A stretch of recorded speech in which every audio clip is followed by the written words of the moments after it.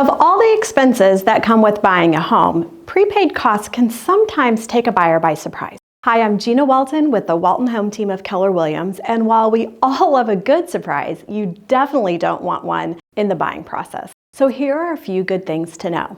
Prepaid costs are upfront cash payments you make at closing for various mortgage expenses before they're actually due.